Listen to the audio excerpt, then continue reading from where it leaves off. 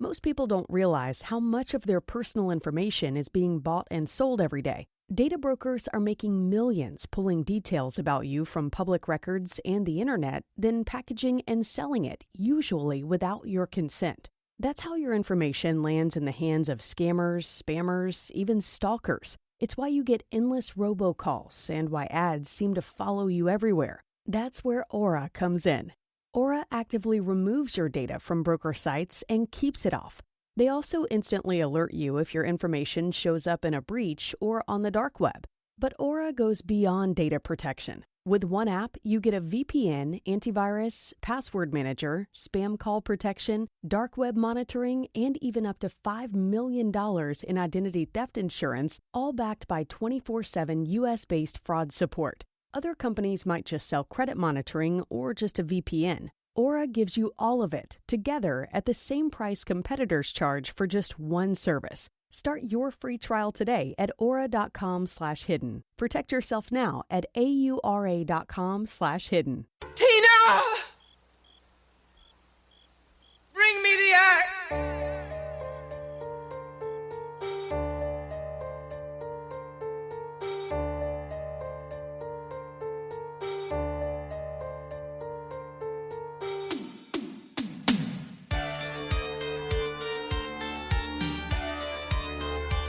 You're listening to Bring Me the Axe. I'm Brian White. I'm one half of this morbid equation, and I'm joined by my co-host and brother, Dave White. Hey, Dave, how you doing over there? Thank you for asking. I am okay. I have a pinched nerve in my shoulder. You ever have a pinched nerve? Yes, I did. Yes, I have. I took maybe a few months ago, 4 months ago at this point. I took a nap on the couch. That'll do it. And when I woke up, I had a horrible pinched nerve in my neck, went all the way down to my shoulder, and it took months. Yep. To clear up. Yep. It takes usually take several weeks to a couple months, and it is extremely painful. Yeah. Yeah. It usually didn't last that long, but like this time I got to a point where I was like, I wasn't sleeping well. I was always irritable from being in pain all the time. I was like, maybe I should go to a doctor about this. And then eventually things just started to kind of clear up a little at a time. Yeah. There isn't even much that they can do for you. No. I mean, surgically they can fix it, but usually it does not come to that. I'm hoping this won't come to it. No, I was doing it's all not as kinds bad of, as it could be. I was doing all kinds of weird like stretches and shit. Stuff that I saw online that kind of worked that would like relieve the pain for a little while, but always came back. Yep. I don't even know what happened. I probably just, did something foolish like lifted a box or opened the mail. Or took a nap on the couch. Fucking A. Yeah, getting old rules, man. I love this shit. I love how my body just kind of randomly falls apart. Mm-hmm. Just wake up one day and you're like, why is my ankle so cold all the time? Yeah. Man, what can you do? Baby, what time is it? No sugar, just lemon. So we practically grew up in neighborhood video stores, and the steady diet of utter garbage that those shops provided us with continues unabated to this day. And there's no one else I enjoy chopping it up with more about trashy movies than Dave. Just before we get into it, there's a little housekeeping. If you want to keep up with us between episodes, you can also find us on Instagram at Bring the Axe Pod. Dave's over there at that Queer Wolf. Mm-hmm. Go ahead, check those profiles out. Check them accounts out. Click the follow button. Yeah, check yourself before you wreck yourself. Yeah, I assure you we will enrich your social media diet with wholesomeness and shit that you find enjoyable. Well, as this is the Pride Month, I have selected daily recommendations of homosexual and homosexual adjacent films. And so every day counts them down. Yep. And they're always interesting. I have not seen your list yet, so it's going to be the reveal. I look forward to the reveal. It's like a queer advent calendar. Kind of, yeah. It's there's some real fucking deep cuts on there. So yeah. Go ahead, give us a follow. Keep up with that stuff. There's a lot of podcast shit going on in our lives that you might be interested in, and that's primarily where we syndicated all of it. And if you don't know, we got another show called 99 Cent Rental where we cover all manner of video store madness on the weeks that Bring Me the Axe is off. The latest episode covering aliens is out now. And we'll be back next week with a look at the bisexual yearning of making love. Making love. What a stupid name for a movie. It is really. Makes me think of that Kiss song, Making Love. Mm-hmm. It's about as cool too. All night long making love. Yep. You can also contact us directly at bringmetheaxepod@gmail.com with any questions, comments, or suggestions. I fully expect to get a bill from Gene Simmons just for singing those lyrics. Mm-hmm. Yep. You can also contact us directly at bringmetheaxepod@gmail.com with any questions, comments, or suggestions. Do let us know if this is a movie that you love. I'd like to hear us give it the business. You hear him? Mm-hmm. Yeah, is that Cat? That's Cat. Yeah, he's got a toy that he would like everybody to know about. He knows I'm recording, and he's like, tell your listeners about this awesome toy I have. Just tell them to go get one. Bring all your shoes and glasses. So you have them. Yeah. If you would like to support us on Patreon, you can look us up over there. Patreon.com/BringMeTheAxePod. There's a couple of tiers you can join there. All paying members get ad-free episodes, and subscribers at the $5 a month tier can look forward to our bi-weekly X-Files rewatch pod, Do You Think I'm Spooky? The latest episode is a look at the season 2 episode, Fearful Symmetry. Boo. I know. Hey, listen, the next episode after that is pretty good, so just hang tight. Yeah, it is. There's also our monthly Bring Me the Axe Millennium Edition, which is a bonus episode in which we explore a modern horror movie. Current episode is a look at Knife plus Heart. Terrible name, good movie. Great movie. Good episode. It is good. It's a good episode. Coincides. It's the Millennium episode. Coincides with the Pride series.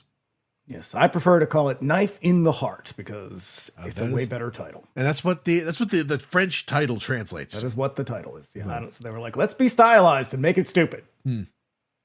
Fools. All Patreon subscribers, even the free tier, get access to our Discord server. Paying members get access to additional channels, voice and video chat, and the watch parties option. Gonna watch this one. Mm-hmm. Yeah, we're recording lesbian drama. Yeah. Lesbian melodrama. Steamy. It's so steamy. Once again, that's patreon.com/bringmetheaxepod. Lastly, if you like what you hear, you can subscribe to us wherever you get your podcasts.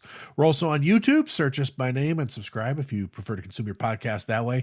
And you'd be doing us a favor by leaving us a 5-star review on Apple Podcasts and Spotify. So takes but a moment. Just smash that like button.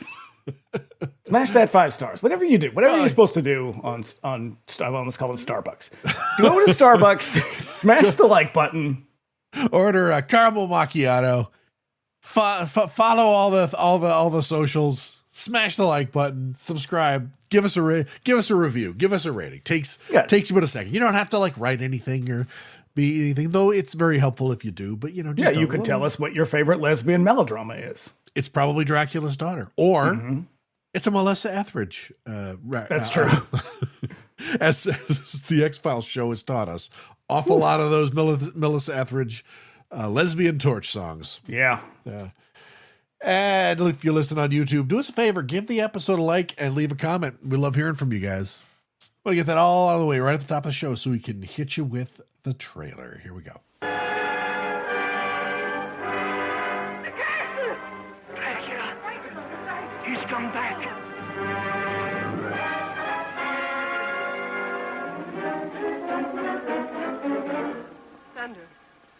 Look at me. What do you see in my eyes? Death. Do you like jewels, Lily?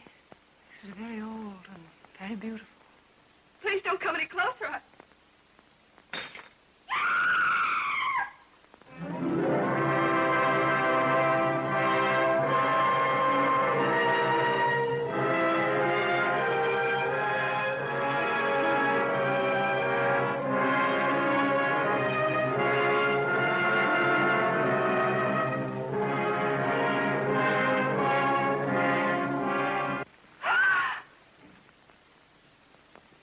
Is weak, Dr. Goss. Growing weaker. All your skill can't help her now. She's under a spell that can be broken only by me. Or death. I am Dracula's daughter.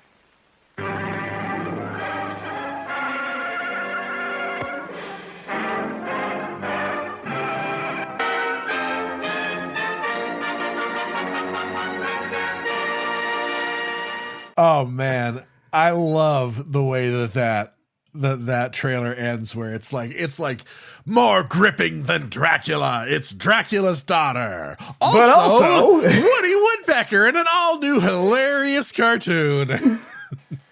Now, this trailer says that it is more exciting than Dracula. I disagree. I'll tell you up the top. I like this movie a lot. I've not seen it in a very, very long time, and I don't really know why. But it's not nearly as good as the original Dracula. Obviously, it's hard to hold a candle to it. And the sequels fall off pretty hard, pretty quickly to all of these movies. Like as soon as you get to Son of whatever, I'm out of here. I like fuck this shit. The one the Invisible Man series holds up pretty well. Okay, they're pretty consistently good. There's one that's a comedy that's kind of goofy and stupid. Well, actually, no, the comedy's the good one. It's the spy movie that's not very good. But yeah, the sequels to all of these Universal movies, diminishing returns, real hit and miss. It's tough. It's tough to find a good one. This one is pretty good. It was out of print for a really long time, and so it was hard to get a hold of. And then it came out in the box set, which is a fantastic collection of films. That Dracula 4K set is fucking awesome. Yeah, the Universal box set, if you can get them individually or you can buy them all together. And it's great. It's one of the best purchases I've ever made. It's fantastic. I flirted with that Universal Monsters box set because it works out to something like $1 a movie in the end. But it is just like a standard Blu-ray release. And so I kind of dither on that because like the way that I buy movies, I typically only buy them if they're 4K or if it's something really fucking niche and weird that's going to appeal to my sort of boutique sensibilities. So I held out and like I've just been buying the Universal Monster 4Ks as they come out. That's typically my approach. The justification I think for this one is that at a certain point, upgrading transfers, there's like a terminal point in a lot of these. You can only do so much with a movie that was made 100 years ago.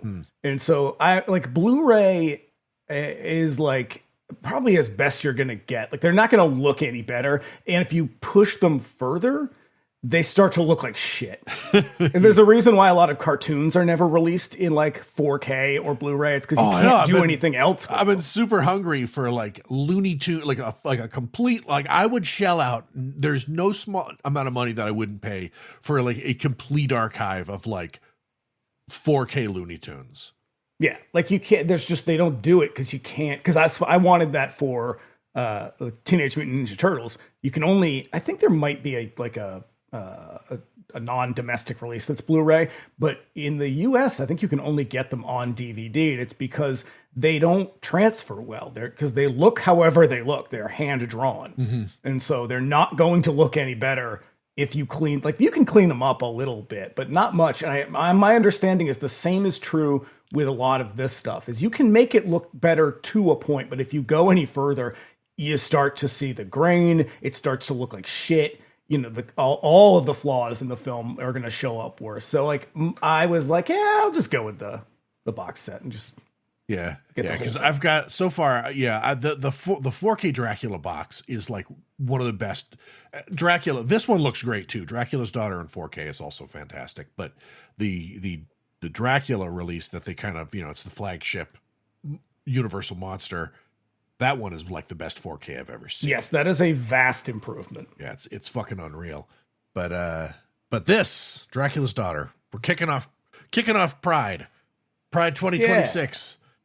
Looking at this here lesbian melodrama. Yeah, I'll tell you what. I chose this because I was like, what are we going to watch this year? And we're going to watch some weird movies this year. But I was like, we love to do the old ones sometimes.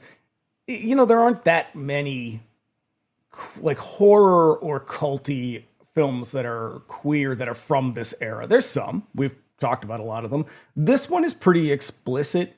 It has a lot of the same themes that like Cat People has. Yeah. Cat People really obscures it. Like that movie is pretty fucking subtle. Yeah. This one does not. Not at all.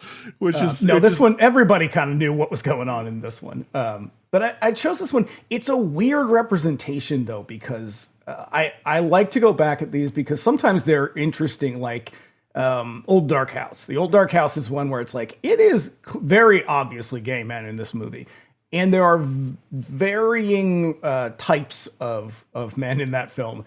None of them are particularly tragic. This movie, on the other hand, is a very weird, very negative representation, and we'll get to that in a minute. But I was surprised because I didn't remember it being quite so grim.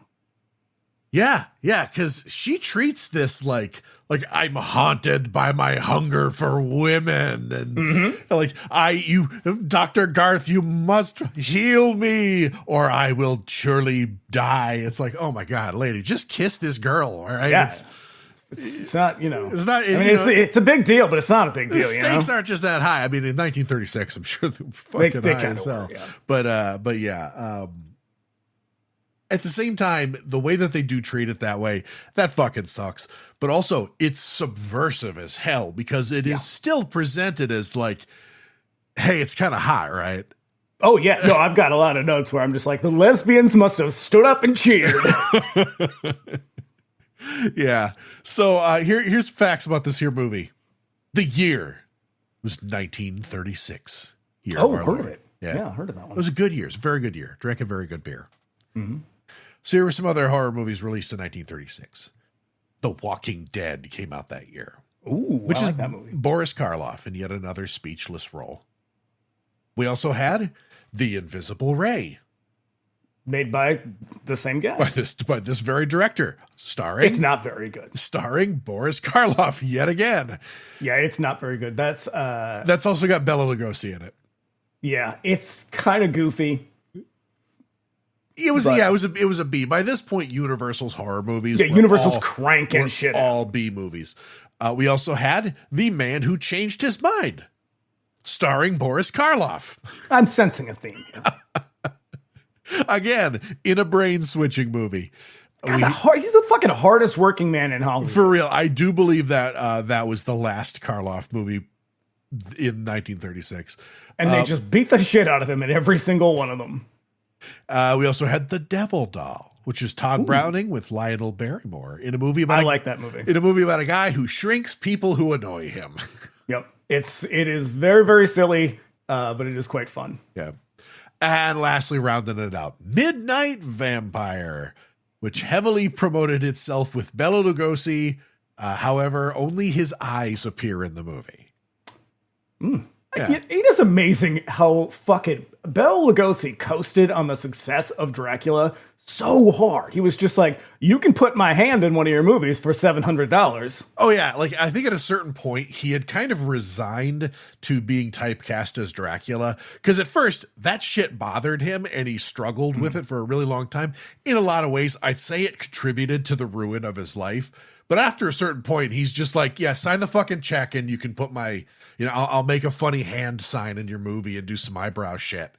I mean, he was a good actor, so it is. I can understand why. Like, if you were a hack and they were like, "We're just going to keep doing this," sure. But I get it. I get why he does it. But like, I would understand. It would bother me too. Yeah, and I'm not a good actor. Yeah, because you go into this. You go out to Hollywood to hit the Dream Factory and you sign a fucking contract with MGM, and they're like, okay, you're going to be in this movie, this movie, this movie, this movie, and this movie all this year. And you look at them and it's like, I'm basically playing the same character in every one.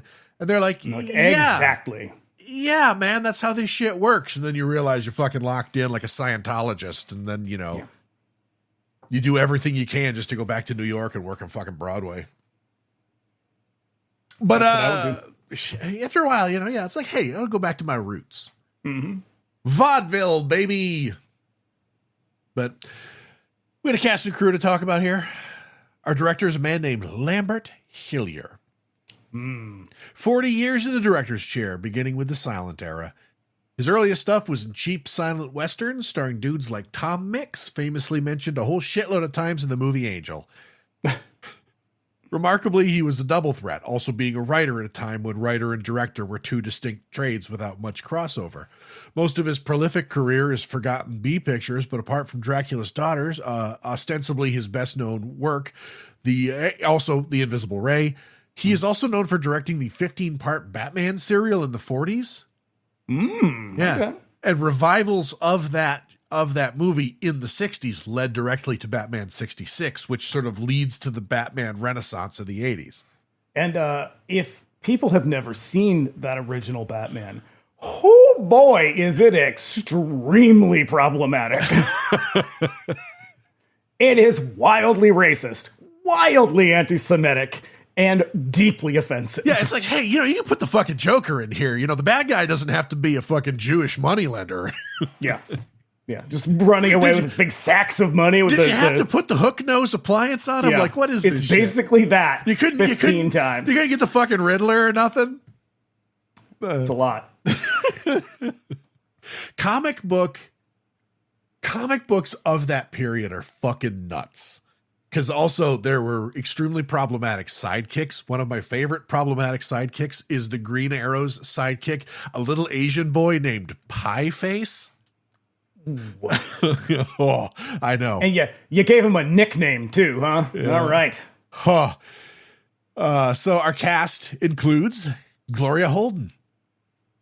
Fucking beautiful woman. She is stunning. She is what makes this movie far better than it would have otherwise been. Statuesque. She's got a real fucking look. Like, I guarantee they were, when they're putting this one together and they looked at all of their like available actors, they were like, holy shit, look at that face. She's going to be the next Lugosi. Yeah. Wild thing about her personal life, her son was murdered in 1970 when someone pushed a giant boulder off of a cliff onto his car. Yeah. Was he chasing the fucking Roadrunner?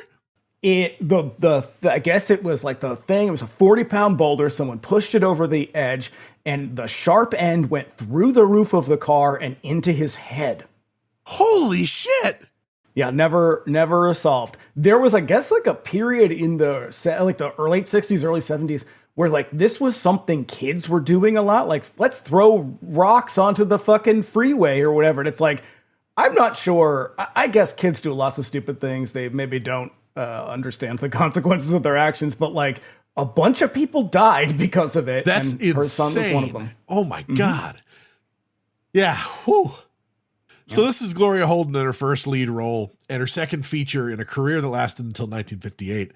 This being the day of the studio system, where studio assigned roles to contracted players. This role was handed to her much to her dismay. Many actors looked down on horror, and Holden was also worried that her career might suffer in the same way that Lugosi's did following Dracula, where he was typecast as the vampire. But she goes on to just do all kinds of fucking shit after this. Well, she's also a very good actor. She really is. Most of her roles were like stately, dignified women. She definitely has a presence. Yeah. Her look in this movie is fucking amazing. So I wonder if obviously the content makes this sort of lesbian-ish, but I wonder if her presence also contributes to it. Stately is the right word. Another word that I think typically has negative connotations and is used derisively, it would be like she is a handsome woman. Yeah, I can see that for sure. Because she's got kind of like a B. Arthur-ness to her. Because she's put up against these women in this movie who are very girlish. Mm-hmm.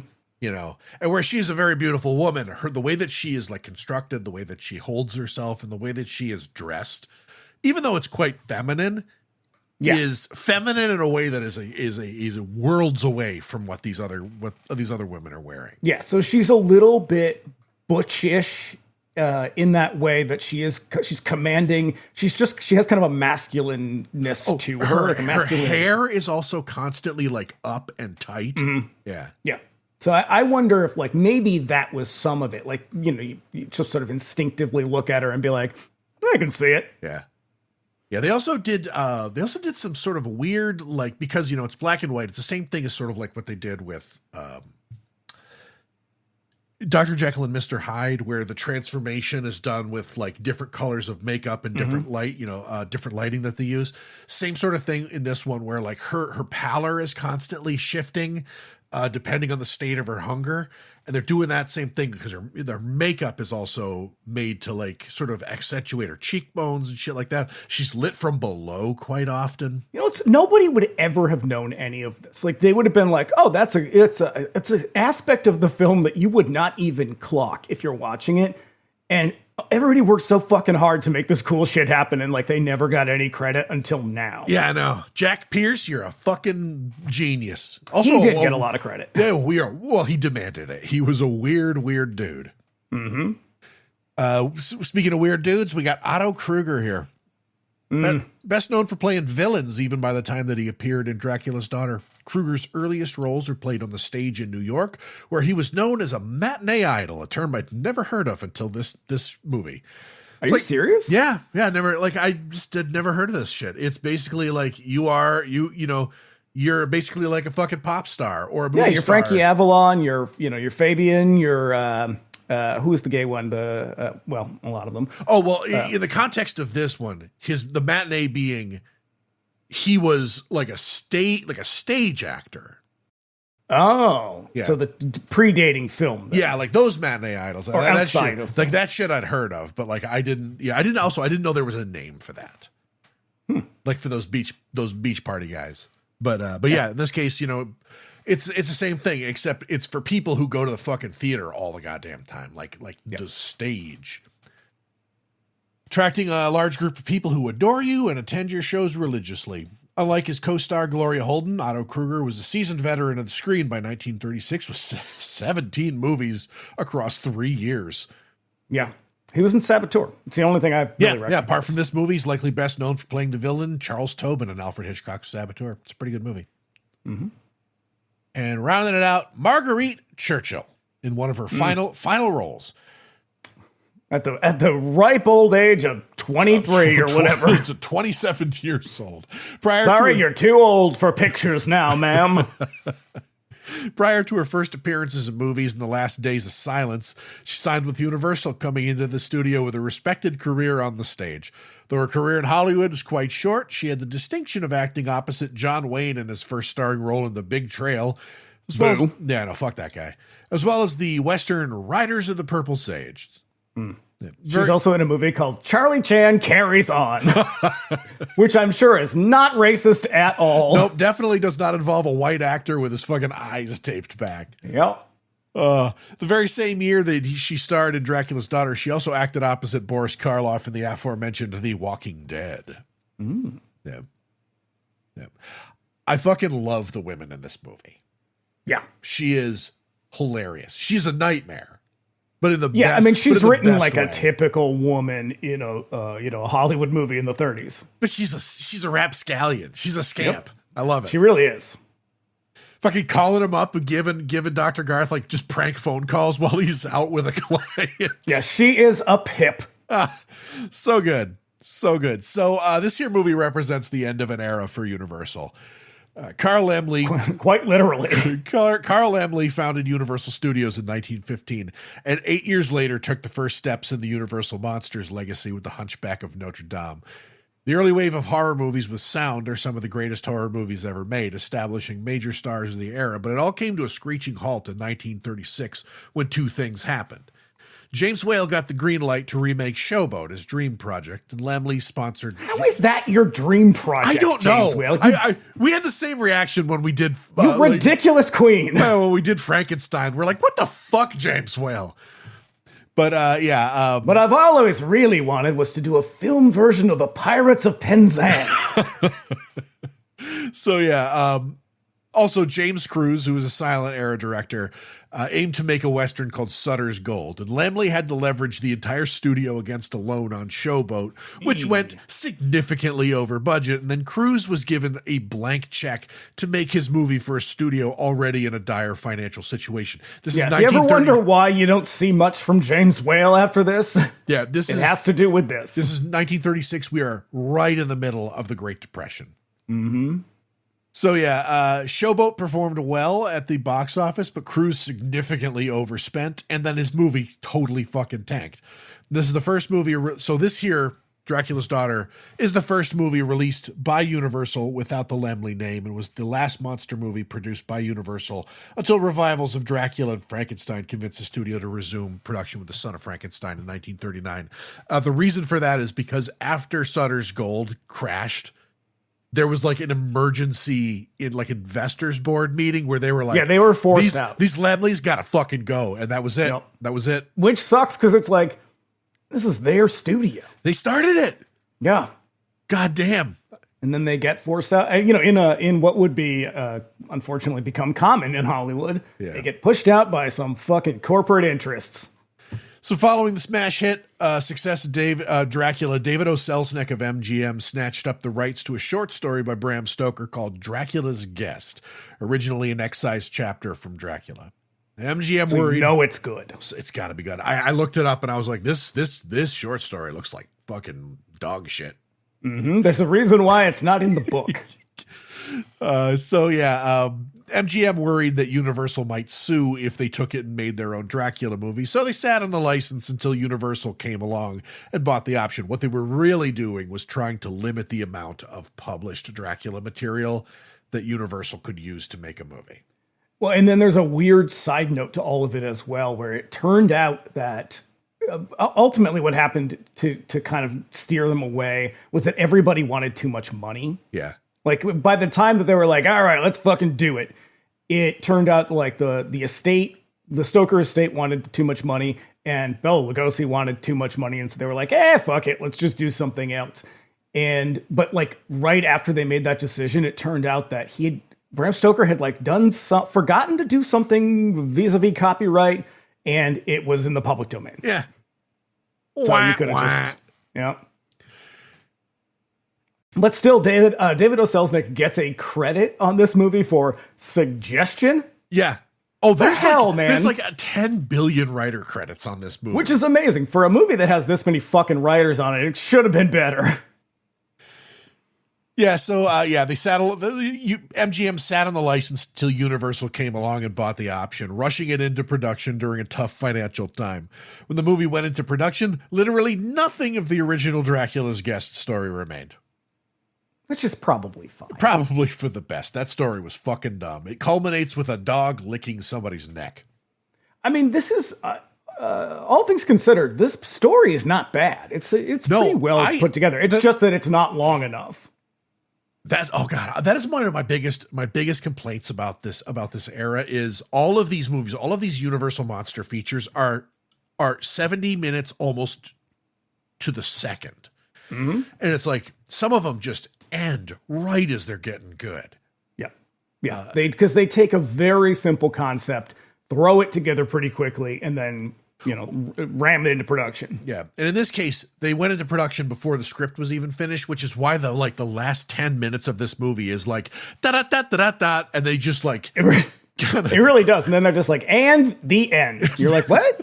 But I have questions still.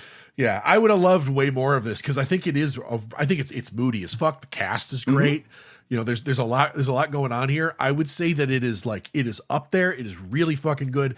And that the only thing really kind of keeping it down is there's nobody in this movie who's acting on the level of Bela Lugosi or Dwight Frye. Like they really needed somebody like that to really push it over the edge. It's a fucking good movie regardless. It's too serious. A little bit. And at the same time, it has a weird comedic tone where you're like, this doesn't feel right. So the studio turned over writing duties to John Balderston, arguably the horniest man in Hollywood, whose early drafts of the script tied up the loose ends of the previous movie, seeing Van Helsing travel to Transylvania to kill off the brides of Dracula. Dracula's daughter shows up employing a sort of hypnosis to control men whom she tortures in her castle. However, the men are shown to find this torture terribly pleasurable. And the castle is decorated with an array of whips and restraints. And I'm sure everybody at Universal was like, yeah, no, this will go through. They'll definitely have nothing to say about this. So this is all before the Hays Code took effect. So they could very well have gotten away with this sort of thing. But then conditions shifted amid strict agreement with MGM over the option that forbid them from making up new characters unrelated to the original short story, and Dracula's guest was more or less abandoned. The Laemmles, of course, wanted who else but James Whale to direct, but he was quite busy with his current feature, Remember Last Night, and was waiting for the cast to become... You remember that classic, right? He try as he might to get away from the legacy of Frankenstein. Motherfucker Never just could. Only shit that anybody remembers is the fucking best movies that he ever made that he just almost was like just not terribly interested in. He had to be dragged kicking and screaming into directing. And hey, that's why he threw himself into his pool. So, he was also waiting for the cast to become available to start production on Showboat. Ugh. So the script trickled down through a couple of directors before landing in the hands of Hillier. And when production was sorted out, the studio sought to have a shooting script submitted and put the duties of writing in the hands of several studio writers, explaining why this movie has so many goddamn credits. I think it's 5 or 6 writer credits. 7. For like a 70-minute movie. Yeah, 7 if you include Selznick's suggestion. It ultimately is written by a guy named Garrett Fort, who wrote pretty much like all. He wrote Dracula, Frankenstein, The Devil Doll. Like, he was sort of their horror go-to guy. He also has a great credit on his IMDb filmography that is relatively recent. It is Dracula, but with lesbians. Now, clearly, he did not write that because he is dead. Yeah, And, I looked that one up. It's got a date of 2024 on it.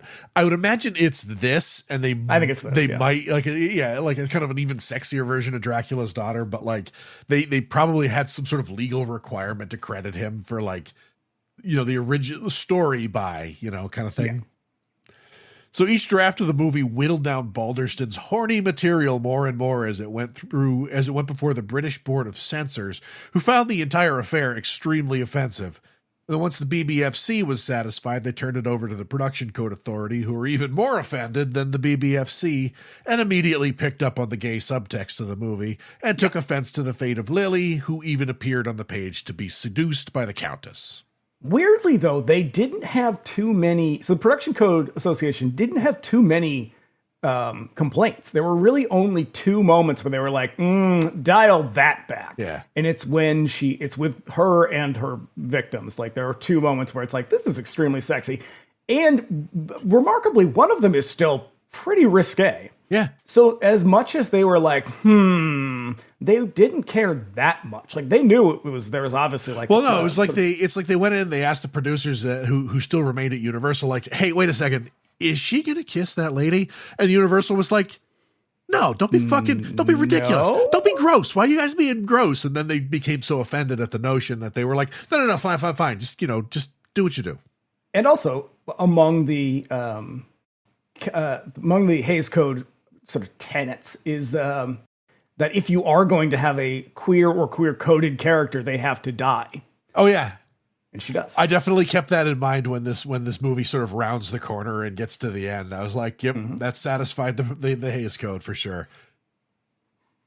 So when the movie was announced to the trade papers, Universal proudly announced that not only was Bela Lugosi going to be in it as Dracula, and he sort of is. I mean, ish. Kind of. But that Very waxy looking. That Colin Clive and Boris Karloff would also be joining him. Obviously, none of that shit happens. Nope. When the movie was finished, it was delivered late and over budget. It had a total budget of $278,000, one of the most expensive at Universal at the time. Oh. For what? I know. All you did was reuse old sets. The studio already had one foot out the door with its horror movies. The British Board of Censors issued a broad ban on horror movies then, thus closing off an entire international market to horror until the 1940s. Universal placed a moratorium on horror, deciding to focus on movies with a broader cultural appeal to get the studio's financial situation under control. They moved... And by that, they mean westerns. They moved heavily to westerns and musicals after this, yeah. You know what genre I fucking hate? Westerns. I don't like westerns either. I don't even like spaghetti westerns. I think like it's a specific person. Yeah. Yeah, like I've tried. There's a couple that I got time for. But for the most part, yeah, no thanks. Is it Django? Is Django one of them? Django's one of them. I do like Django. Fucking, what was the... For the Apocalypse? I think that, yeah. It's a Fulci one. Oh, yes. Yeah. Yep. So just a couple more notes. This one has a credit that's just Gowns by Brymer. Okay. I feel like this is the third classic Hollywood movie we've done where the costumer was credited with a mononym. Probably because it's just a design house. It's not an actual. Oh, okay. So it's not like designer. it's not a costumer. It's like a Yeah. Okay, that makes a lot of sense. So it would be like Comme de Garçon, kind of like that kind of thing. Yeah. Like they're made by actual designers. Because I saw that and I was like, man, these fucking costumers are fancy people. I mean, they are. And then also the credits for Gloria Holden say Countess Maria Zelenska, and then in parentheses, Dracula's daughter, just in case. Yeah, just in case you didn't catch that. Also, we got a Hedda Hopper alert. That's right. Weird. There's such a so one of the reasons I did like that we did this one is that it's a good example of that kind of constant queer search for representation, no matter how small or subtle. This one's not very subtle, but also like regardless of whether it's positive or negative. Like I said, this is a movie that, although it does, you can very easily read this as like lesbian longing, staring down hallways and whatnot. It's a pretty negative depiction of that in general. Like, she is tormented by this, supposed affliction. She feels like her life is incomplete because of this lifestyle. And the only way she can be freed is a relationship with a man. Yeah. And so it's like, it makes Countess Zaleska look like she's kind of the older predatory lesbian stereotype. Yeah. Because these, the women, I don't even know what the age difference would be between them realistically, but she's like picking up women off the street, bringing them into the studio and seducing them. And it's like, it's not as prevalent as the predatory gay stereotype, the male stereotype, but it's super harmful. Yeah.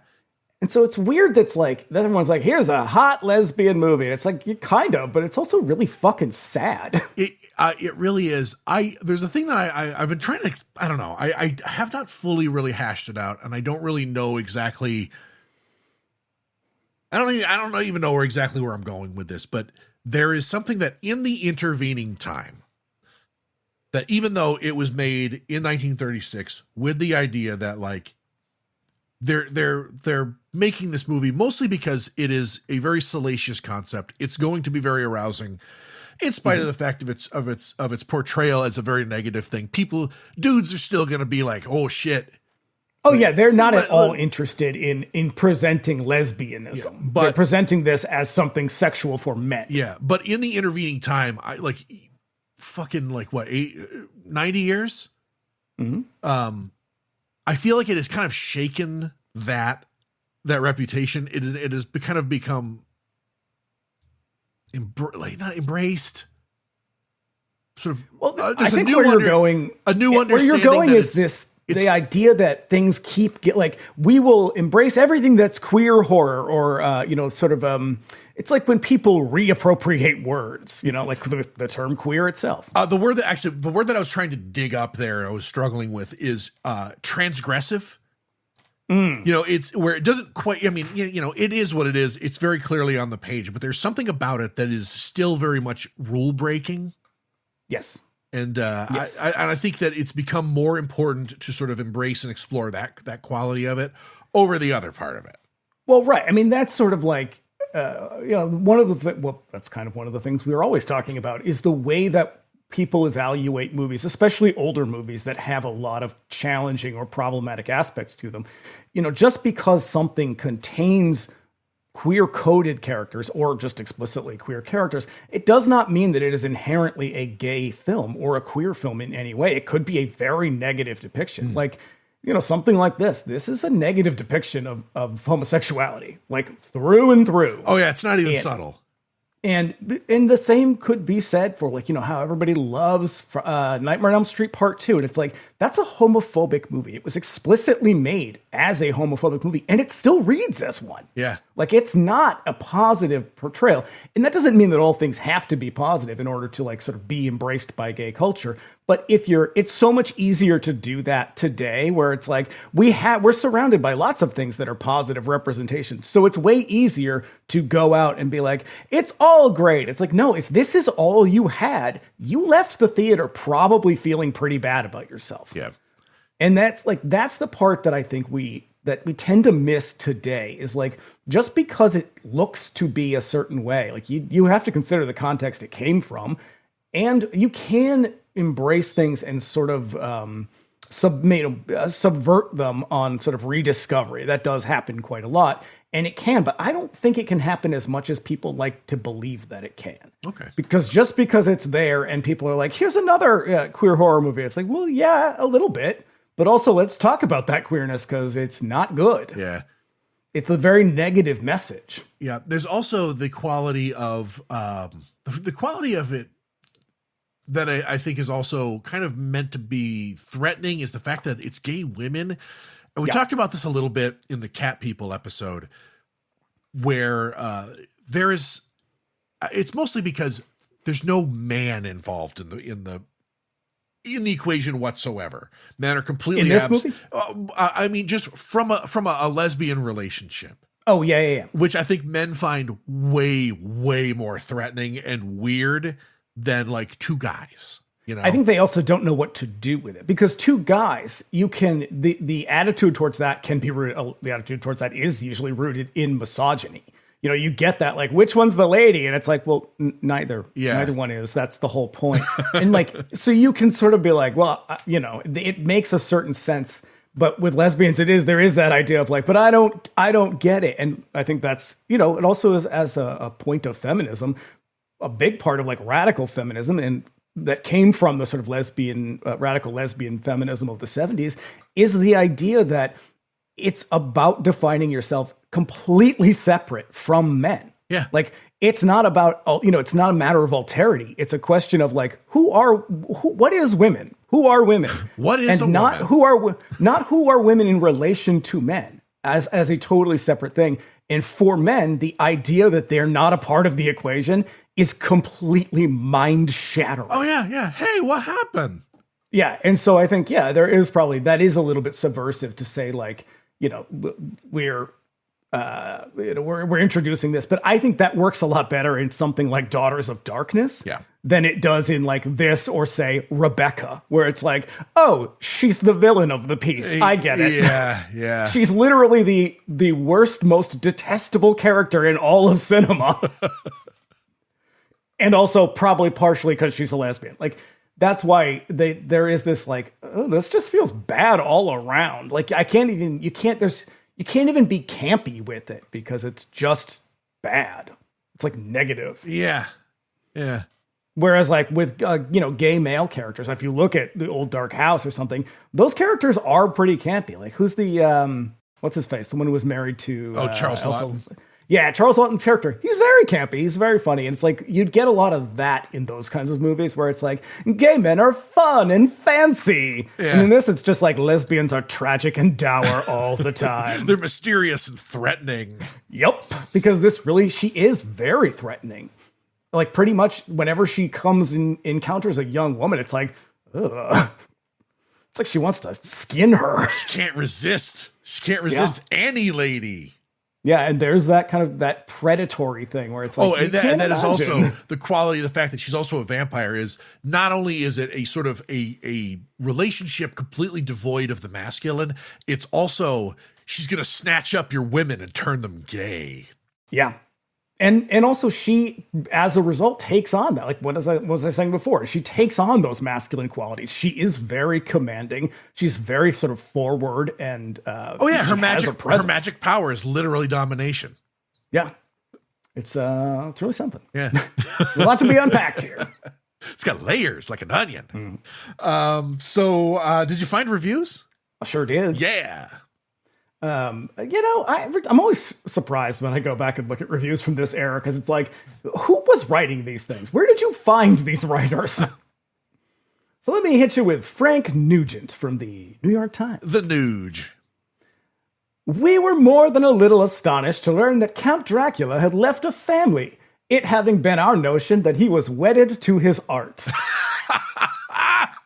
Gloria Holden is a remarkably convincing Batwoman, but we found ourselves wondering all through the picture how she managed to preserve so attractive an appearance, after sleeping in coffins and all, without the aid of a mirror. Still, we suppose it's a minor objection to a cute little horror picture. That is funny as hell. Oh, it's so cute. How's she do her makeup if she can't see It herself? is a deeply condescending review.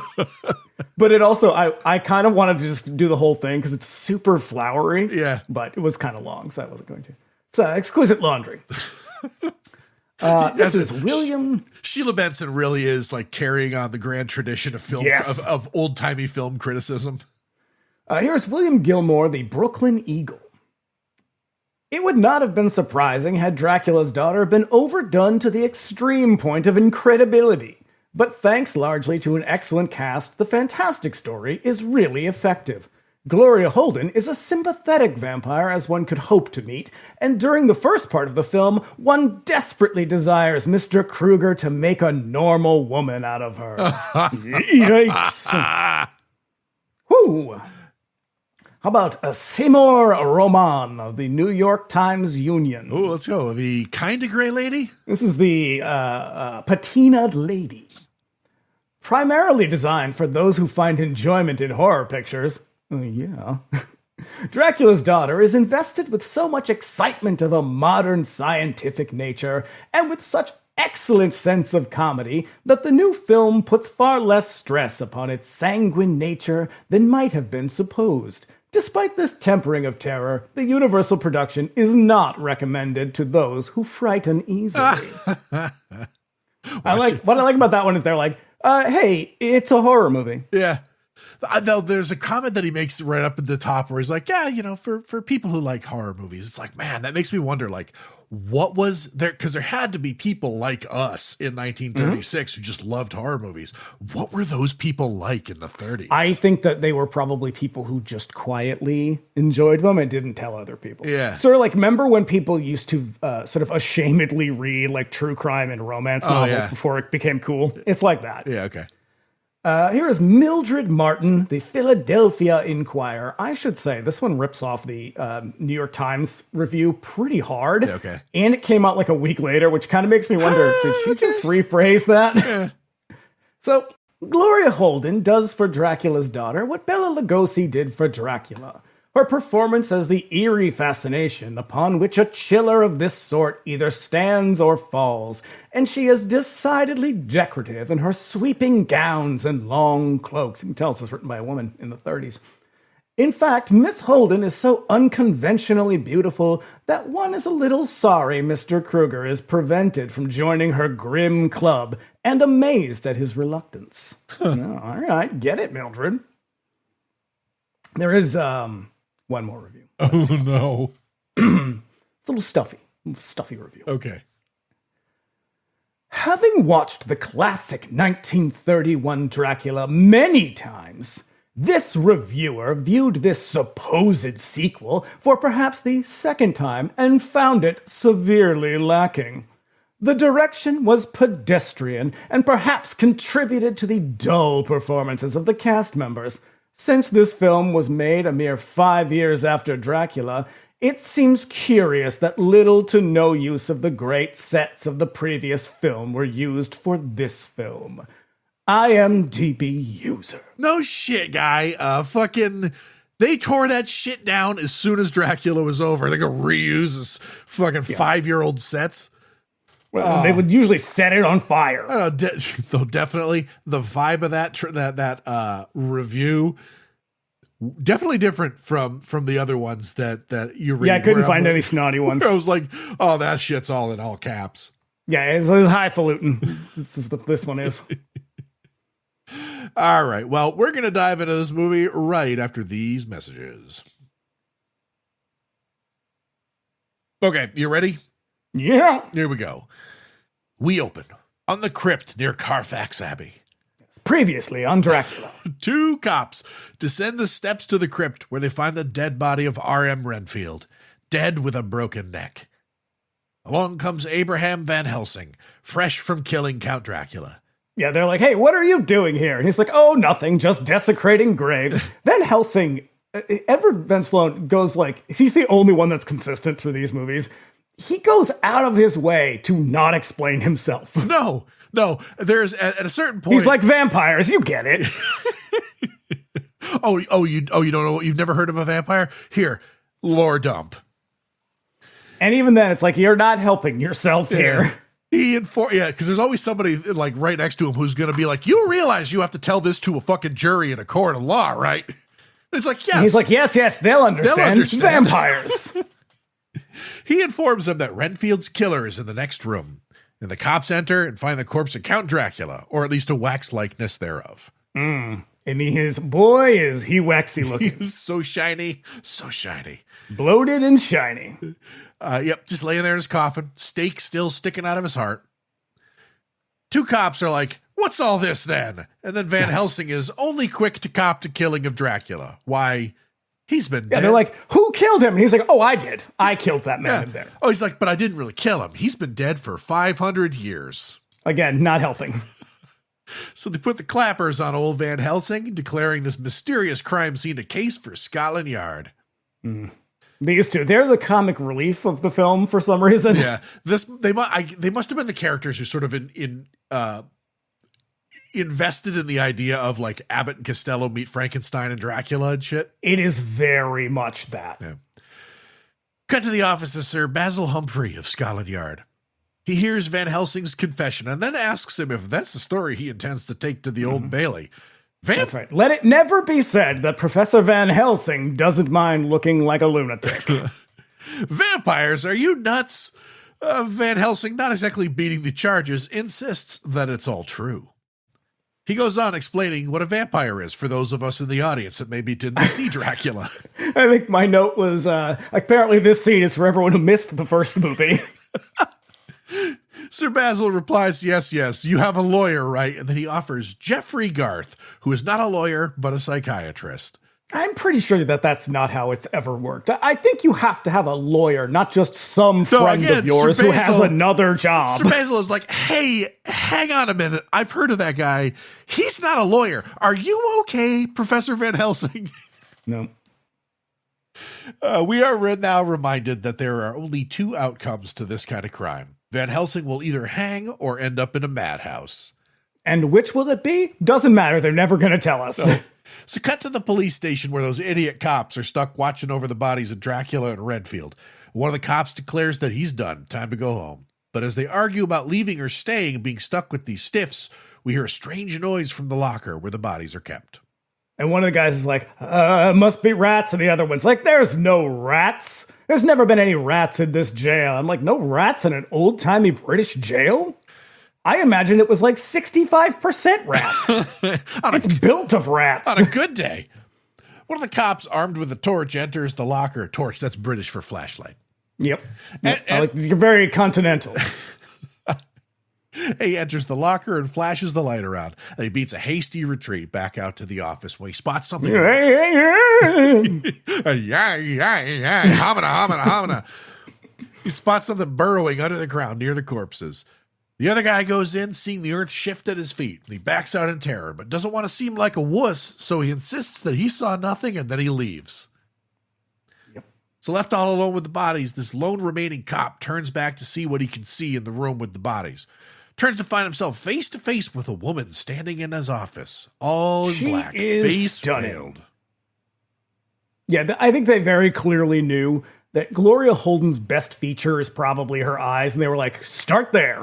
Yeah, because also, like, you know, the eyes thing with Lugosi and Dracula, you know, they're just kind of signaling back to that. But yeah. Oh, yeah, this movie is callbacks upon callbacks. Yeah, but she's definitely got the eyes for it. Brows, immaculate. Yeah, very well. The shots of her up close, or the shots of her just in general, very well composed. Like she's dressed in a way that frames her face perfectly. Yes, yeah. So she approaches him, telling him that she's here to see the body of Dracula. She needs to make sure that he's dead. Constable Albert, the cop, is like, "What's all this then?" She tries to bribe him, and he goes, I'd rather you wouldn't, Mom. He's incorruptible. Stupid, That's nice. but incorruptible. Nice. Tries to assure her that, oh yes, Dracula's quite dead, and that letting her in to see the bodies is quite forbidden. But then she presents her ring, a huge jewel on her finger, and it has a hypnotic quality to it that changes his vibe. Sometime later, the cop returns with the cop from Scotland Yard and finds Albert at the desk, just catatonic. Gives him a good shove to rouse him, but then Albert tips over. Slips on a banana peel. That's the end of Constable Albert. They rush into the locker. They find the box containing Dracula's body empty. Then outside in the gloom, they hear the howl of a wolf. Ooh. Elsewhere on the misty moors, a mysterious woman from the police station performs a ritual at a bonfire. This is a very cool scene. It's badass. It's really, really cool. Dracula's body burns and she chants the magic words, turns away and lifts a cross made of sticks and casts out the evil spirit of Dracula as the fire roars. Then her servant Sandor approaches as the ritual is completed, and she monologues some more. Sandor is a very strangely styled character. Like, why does he have so much makeup on? He looks like a weird giant doll. He's bizarre, right? Like, because he's got that strange bowl cut that is like greased down to his head. And he looks like one of the what are they? The brothers there. They made the Three Stooges. The Three Stooges. He's like one of them. He's like Mo. He's got Mo's hair. Yeah. Is that played by a guy named Irving Peichel, who was like more a director than he was an actor. Huh. He directed The Most Dangerous Game. Oh, no shit. Yeah. He's Man is the most dangerous game. Spoiler. Yeah. So he's got a weird look. I love it. It's his face is just strange. Yeah, he looks like a giant ventriloquist doll. But he does he's ordinarily was a normal looking guy, fairly handsome. Like he's just made up in this extremely bizarre way. And I wonder if it was to make sure that nobody confused him as like a romantic partner or a potential romantic partner. Because they do have a very weird relationship that I think that if he were a little bit more handsome, a little bit more handsomely presented, people might go, oh, well, he's her boyfriend, obviously. But here they look at him and they go, oh, she ain't fucking him. He is nobody's boyfriend. Yeah. So with the distraction of Dracula's body, she is free from the curse of vampirism and can live among the rest of humanity. Facing an uncertain future, they return to London before the sun rises. Then at her apartment, the Countess is excited to face the night as a normal lady. Normal lady. That's right. Why? Not a non-lesbian lady. Why, she can even play normal non-lesbian music now. Or can she? Which makes me wonder what sort of music she was cursed to play as a vampire. Funeral dirge? Yeah, probably. This scene is actually really awesome, too, because she starts out playing, she's like, I love this beautiful, pretty song. It's so lovely. And he's like, oh, is it? Because Sandor, a real fucking Debbie Downer. He is determined that she will stay a lesbian and be his beard forever. Because he's like, well, then why is the music getting faster? And the music is indeed getting like faster and more like frenetic. Mm-hmm. It's really cool. It is funny because like she's like da da da da da da da da da da da, and then he's like, "Is this music so normal, ma'am?" And then like all of a sudden it switches to like a minor key. Yeah, and she's like, "Well, it was until you got up in my face, you weirdo." Sander, what the goddamn it? I was doing so good. Yeah, he's a huge wet blanket on the whole situation. She's convinced that she's free of the curse, but he is quick to bring her down, telling her that the only thing she can ever know is death. Listen to that music you play, Countess. You call that normal? You still have that wicked lust inside of you. He doesn't say that last part. That's what I'm just inferring. Yeah. So Indigo Girls. That's what it is. Indigo Girls. So she stops playing, discouraged, and prepares to go out into the night. He puts her coat on for her and the ring, and out she goes, veiled and hungry. Mm-hmm. She watches the people on the street from the shadows, eventually coming to the guy from the Johnny Walker label. Johnny Walker, that's right. Presumably. And then she smizes at him. As he lights a cigarette, she walks up on him, trapping him in her gaze and presenting him with a ring and a wicked grin. She later returns home, finding Sander waiting for her. It's almost daylight. She must retire. She regretfully informs him that there's blood on the cape as she closes herself up in her coffin. See, you can initially read this as like, oh, she has to go out and her affliction forces her to go out and be with men. Yeah. It's compulsory heterosexuality is what that is. Yeah. The thing is like my whole thing is like, oh, she means like the gay stuff, not the vampire stuff. Cause she's like, I'm free. I'm cured, baby. And then she goes out and just like tries it on with some guy and comes home completely unsatisfied. She's like, son of a bitch. I was like, oh. She's not cured from wanting to kill people. Right. So out at a hunting lodge, we meet Dr. Jeffrey Garth as he packs a pipe and bullshits with a friend of his about going out and shoot some birds. He's a real shithead. Garth jokes that there's some birds back in London that he'd like to shoot, if you know what I mean, which is troubling since birds is slang for women, but you knew that. Yeah, the whole scene is great, though, because he's like, I've been cooped up in London reading case histories of neurotic women. He's talking about lesbians. He means lesbians. That's what neurotic women are, lesbians. Yeah, and then he's like, really wish I could shoot him. Just go back to London. Just shoot them all. Kill every one of them. Just take a gun and just bang, bang, bang. Just kill them all. Cool it, man. Jesus. A fancy car arrives with a lovely young woman, his assistant Janet Blake. Garth approaches and rests his chin perilously on the muzzle of a hunting rifle, probably the last place you want to place your entire fucking head. Let's just look right down in there. Just check if it's loaded. Have a look right down that barrel. She gives him shit for being unavailable. His bro, Professor Van Helsing, is in London and he's in terrible legal trouble. And then he should be like, oh, that sucks. I can't help, though, because I'm not a lawyer. They also, the two of him, Janet and Garth, have really fucking great chemistry. Yeah, this is some patter that is like, it's good dialogue. It's not quite... Double Indemnity. It's not quite that good. Yeah, but it's like it's that back and forth. It's like very sharp and fast and energetic. They got very kind of like Thin Man type stuff. Yeah. So Garth goes back and meets with Van Helsing, who is insisting that he convince the jury that he is quite sane. They'll hang you, Van Helsing. You realize that. And he was like, no, vampires. You see, you'll convince them that vampires are real. We got this, bud. We'll just have to convince them that I killed no one and that Dracula was dead centuries ago. Perfectly. Which is hard to do when you came rushing into the room with like, no, it was me. I killed him. I stabbed him. That was me that did that. Perfectly sane shit you got there, Abraham. So Van Helsing reminds Garth that he used to have an open mind. Remember, you used to be open to the idea of the living dead. And then they argue Van Helsing, a sane man of science, can't seem to get his mind around how a jury just isn't going to accept all this vampire business. Nor should they. Yeah. Also, not one mention of Jonathan Harker or Mina Seward, who might be able to back him up. But he's quite certain that these two minds can convince a jury of his peers that Count Dracula is an ancient being of pure evil. And then Garth agrees to help him. So, Dracula's one thing, but they don't want to pay for those other characters. So we now find ourselves at a fancy society party. Garth put on by Hedda Hopper. Yeah, Garth admires a painting on Lady Hammond's wall. He asks who the artist is when they announce the arrival of Countess Maria Zaleska. He is immediately taken with her. Lady Hammond introduces the Countess to Professor Garth and offers a drink, and she refuses because she never drinks wine. And I'll tell you what, when Dracula says it in Dracula, it is the hammiest line ever read in a film ever. Her delivery is great.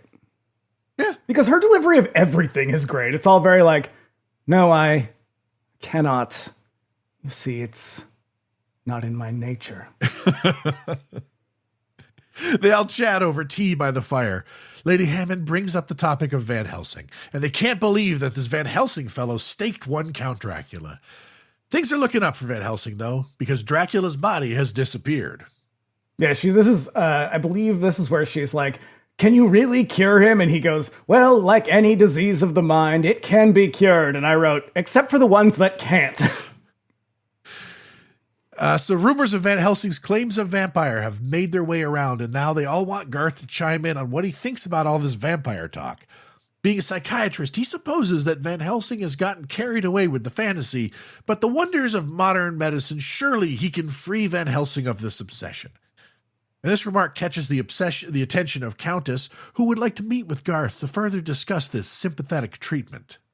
Yeah, because before all this, she's like kind of staring off into the middle distance, pondering her lesbian existence.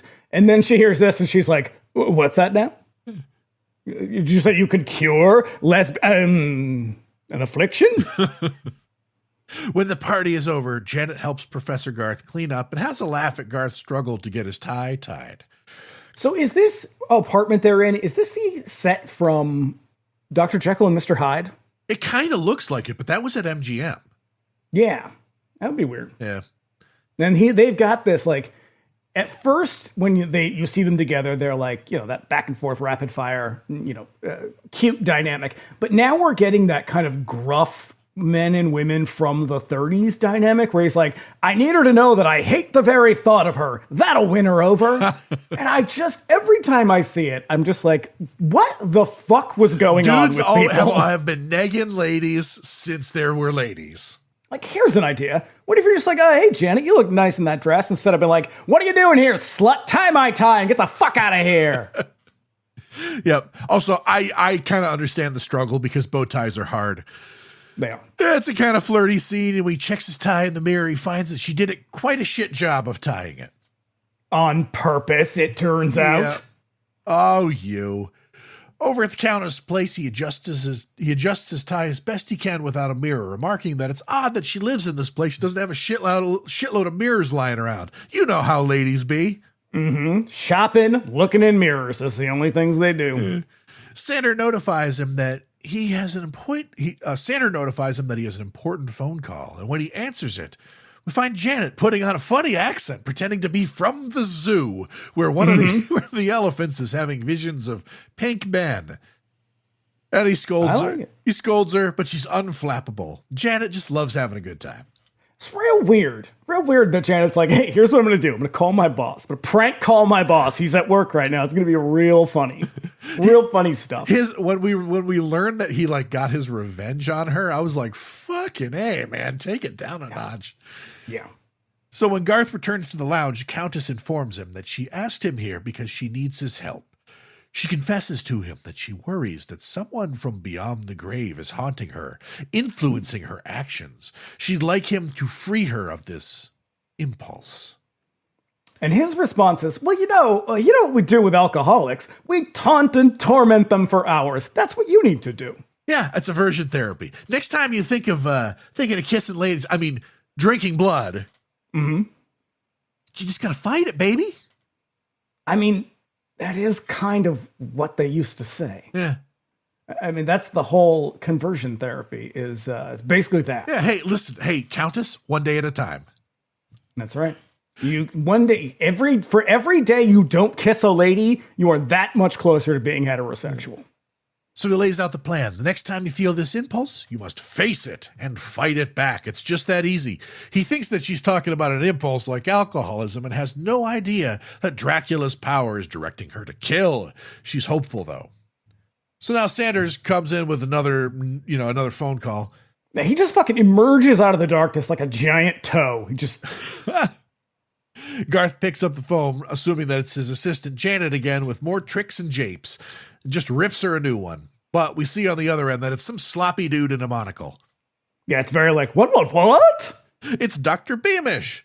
Garth doesn't believe it. That takes some convincing, but then he realizes the error of his ways, because Beamish needs him to come over to the hospital to see one of his patients. It's quite bad, you see.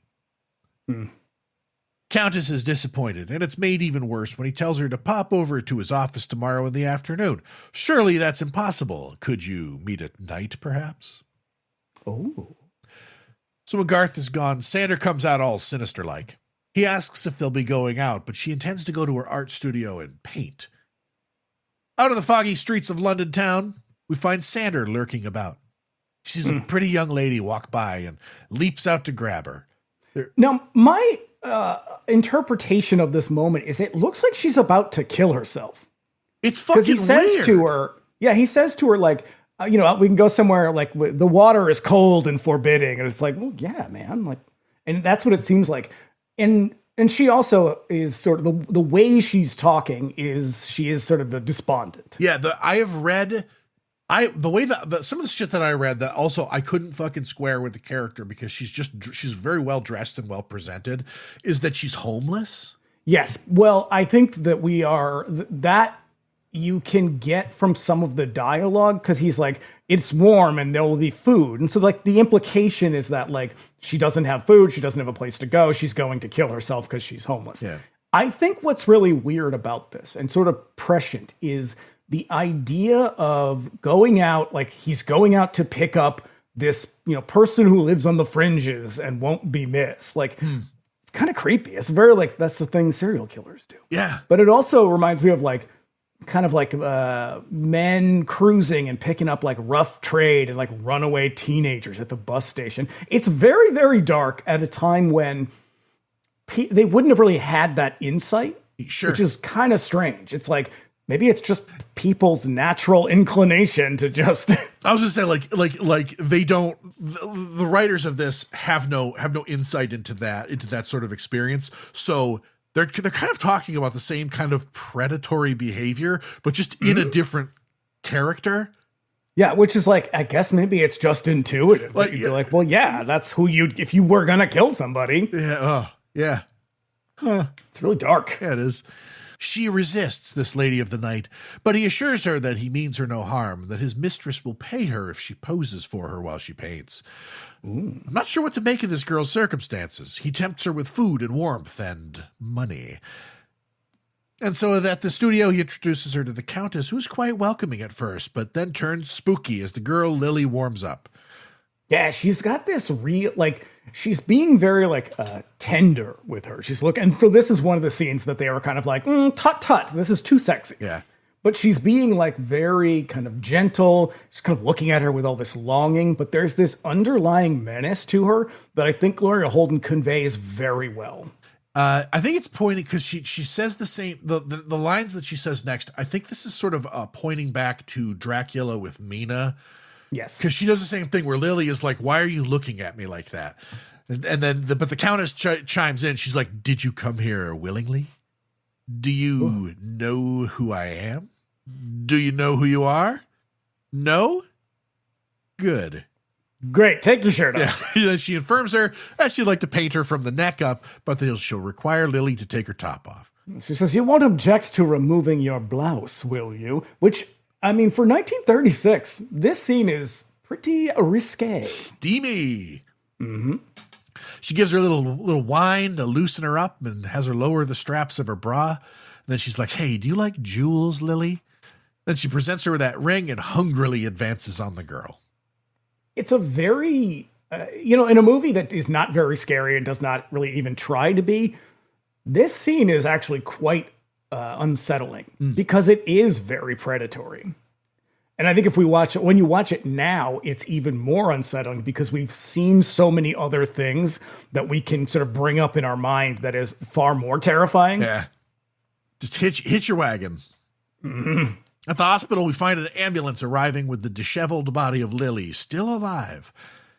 And now over at Garth's office, he finds Janet there, gives her shit for all the prank calls. She's turning in her letter of resignation after a long night of phone calls that kept her up all night. It would seem that Garth got his revenge by having a messaging service just call her phone all night. If I were the messaging service, I'd be like, just stop being so fucking childish. You two are ridiculous. So a nurse comes in informing him of a new arrival, a rather unusual case. They bring him to Lily's room where she stares catatonic, like Patrick. Mm-hmm. She's suffering from... Except she doesn't have any psychic powers. No psychic powers. Suffering from a loss of blood and is unresponsive. They think she has amnesia, but Garth identifies it as a state of post-hypnosis. Mm-hmm. Also, there's the matter of these wounds on her neck. What? And this is when one of the cops or whatever is like, people are always being attacked in the fog. And I'm like, really? That's a little bit weird. Also, that's not fog. Foggy London town. That's smog. So before he offers his opinion on the marks, he needs to talk to the one man in London who knows what's up. So off we go to meet with Abraham Van Helsing. And Van Helsing is like, I fucking told you guys. Yeah, he's like, vampires. I said it 78 times now. Yeah, Sir Basil starts to get caught up in the vampire hysteria, and he can't quite believe it. They speculate how Dracula might be doing this in spite of the body being quite dead from the stake, and Dr. Garth is starting to come around to it, noting another recent patient with similar wounds and a similar condition. Yeah, this is when Van Helsing is like, yeah, I know, he's dead. I killed him. And Garth is like, just fucking stop saying that. So Van Helsing does a lore dump on Garth. Coffin full of native soil, house with no mirrors, they cast no reflection. Be on the lookout, dog. Yeah, there's a lot of like moments in this movie that feel like serious padding. Yeah. So Garth works in his lab when in walks Janet, dressed in an evening gown and some outrageous furs. They have this sort of combative, flirty relationship that says that Dr. Garth will surely snatch Janet from a life of sapphic doom by the end of this movie. That's right. She's like, I don't work for you anymore. And he's like, shut up. Yes, you do.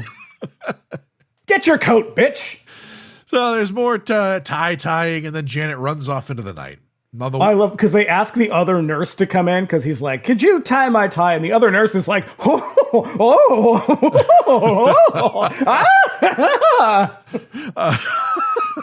She struggles. She really does. Yeah, she's just like, he didn't ask you to put your hand down his pants. He's just tying his tie. On the way out of the office. Finally, Janet's just like, just get the fuck out of the way. I know. On the way out of the office, she runs into the Countess and tells her that she hasn't seen the doctor, but then the maid calls her out. She rushes into his office begging for his help. There has to be... I do like that. She's just like, you didn't need to lie to me, you fucking weirdo. She really...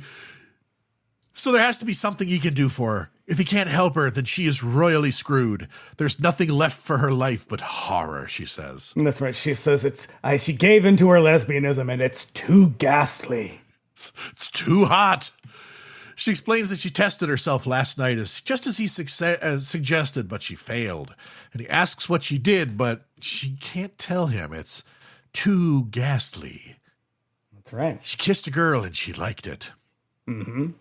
So Garth gets an idea. He has this device that he can use to induce hypnosis, reflecting... This doesn't sound good. This sounds like more conversion therapy. Put your hand on this. It's going to shock you a little bit.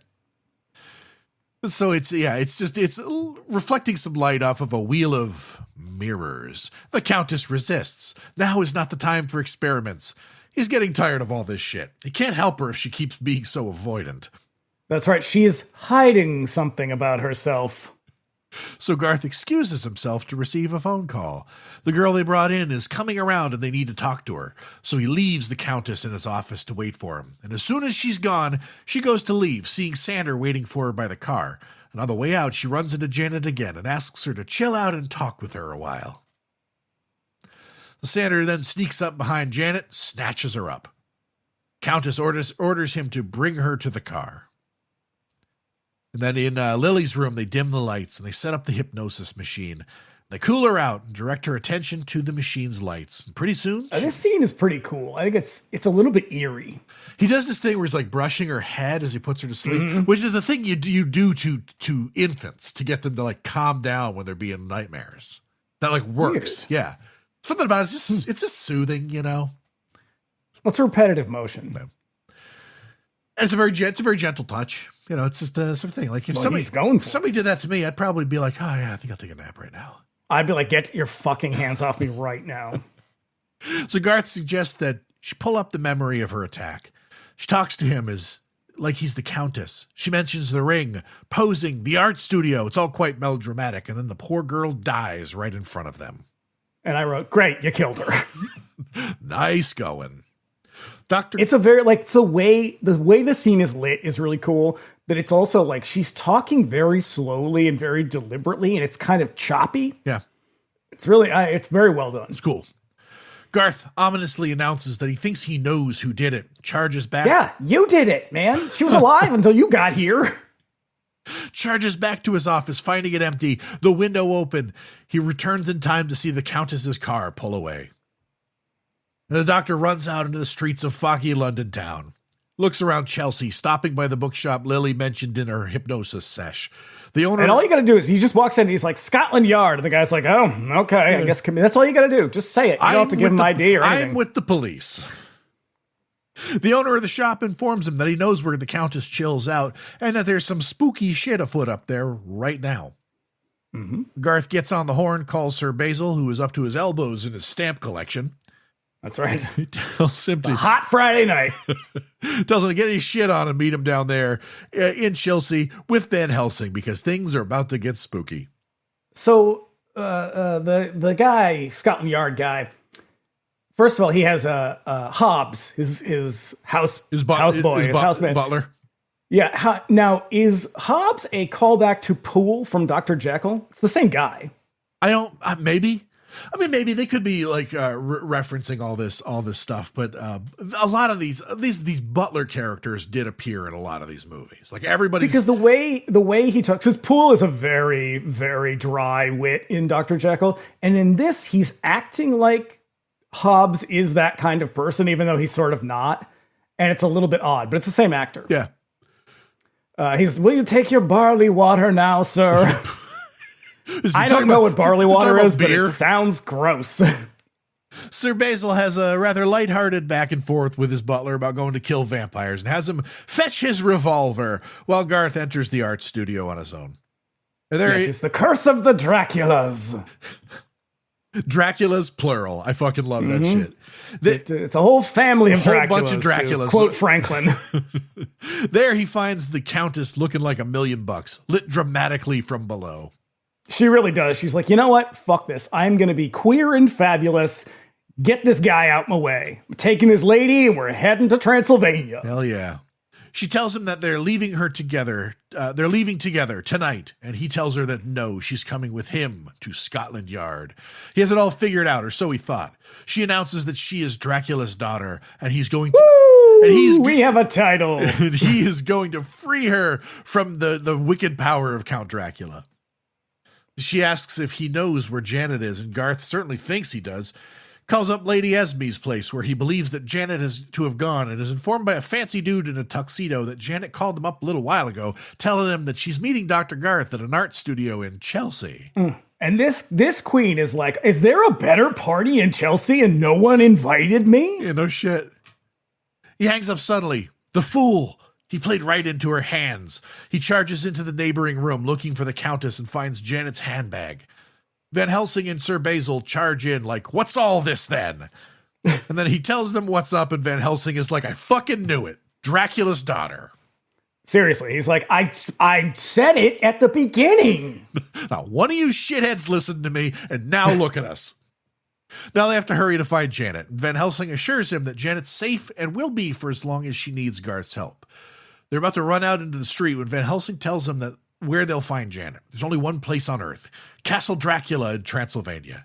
And they treat it like it's just a hop, skip, and a jump away. No shit. He's like, I'm gonna charter a flight tonight. We're gonna get the fuck over there in a couple of hours. It's not the other side of Europe.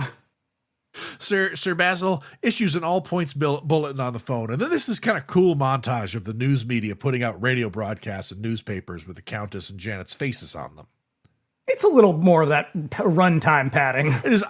There's something weird about the montage because it's like one continuous cut instead of like scene. It's neat.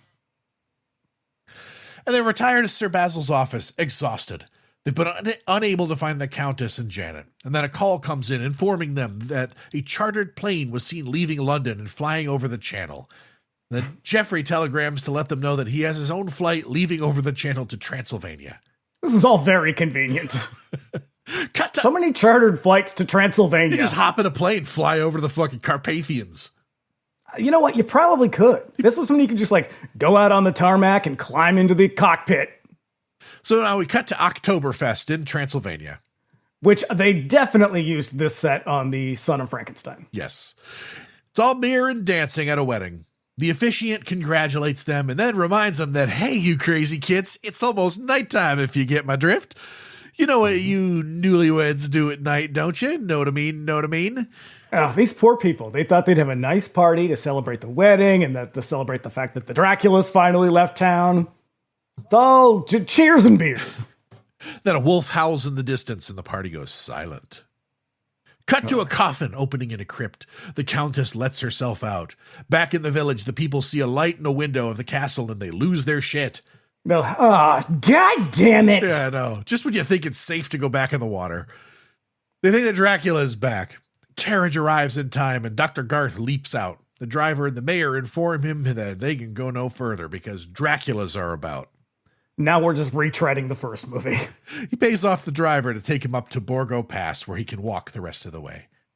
Sander does more of that doom and gloom shit as they look over Janet's sleeping body. The plans have changed. The Countess intends to trade Janet for Garth. She'll give him everlasting life, and they'll be together forever in a normal heterosexual relationship. Yeah. See, now Sander's pissed, though, because he thought that the two of them were going to live out their days as two eternal queens. But now here she is, bringing a man into the equation, ruining the whole thing. What the fuck, Countess? Sander pulls a Guillermo, reminding her that she once promised him the vampire life. And she pulls a Nandor and kicks him out of the room, which I totally understand. The dude's bowl cut is just not fit for eternity. Yeah, his visage is disturbing.